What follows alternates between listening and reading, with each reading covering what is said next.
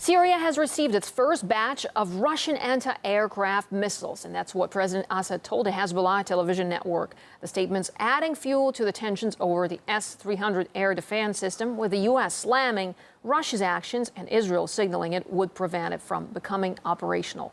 RT's Paul Lear is following international escalation over Syria. Moscow says that it will continue to supply air defense missiles, calling it a balance that is designed to deter foreign intervention inside Syria. The Russian Foreign Ministry says that it will restrain, this is to quote the ministry, some hotheads from escalating the conflict to the international scale. But the United States, as expected, has condemned the sale, while here in Israel, the Israelis are saying that they will act to prevent the S-300 missiles from becoming operational on Syrian soil. The Israeli Defense Minister Moshe Ayalon says that if the missiles reach Syria, and to quote him, Israel will know what to do. At the same time, controversy continues over the lifting of the EU embargo for lethal aid for the rebels inside Syria. Now, as we know, 25 countries voted against it. Only the UK and France pushed for it, with the German Chancellor Angela Merkel saying that her country will never send arms to the militants in Syria despite this lift. Now, in this interview with Hezbollah TV, the Syrian President Bashar Assad says that there are around 100,000 foreign mercenaries who are fighting on the side of the rebels inside Syria.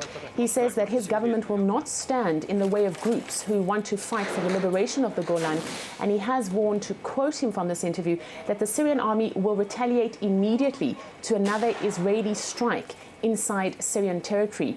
Washington has said nothing about this huge number of foreign mercenaries operating inside Syria, although it has been critical of Hezbollah fighting on the side of the Syrian President Assad. There is an international peace conference that is being planned in Geneva next month that will be brokered by both the US and Russia.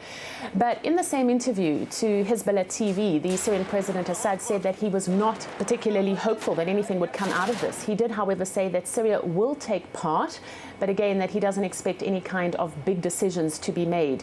The opposition, meanwhile, remains divided. This video has emerged from the recent Syrian National Coalition meeting, and it shows the frustration of envoys of both Western and Arab nations when the SNC fails to broaden the coalition by making more seats available. The French ambassador chastised members of the opposition. He was angry over the coalition's failure to agree on introducing new members. You don't deserve the efforts that we made. One member replies, asking, will you cut the weapons? The French ambassador then says, did I say so? I didn't say that. What it does seem is that the collapse of the talks had a lot to do with the push and pull of various foreign powers jockeying for influence within the coalition.